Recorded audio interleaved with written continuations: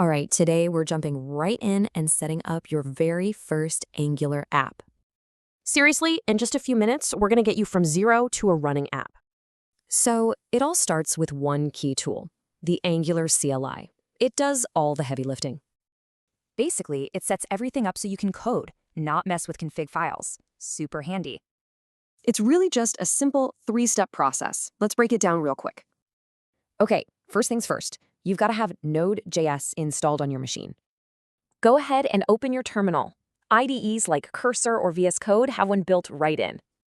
Now just type this command to get the Angular CLI installed everywhere on your system. All right, once that's done, you can create a whole new project with just one command. Type ng new my first app. It'll ask a few questions, but the defaults are usually fine. Once that finishes up, just cd right into your new projects directory. And now for the fun part.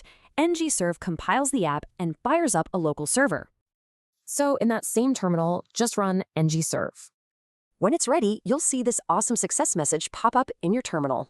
Now, just pop that address into your browser, and boom, there's your live app. Okay, last step. Let's open that project folder in your editor, like Cursor, to see the code.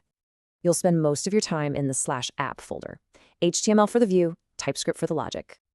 And that's it. This is your starting point. You're all set to start building. So you've got the tools and the foundation. The only question is, what will you build first?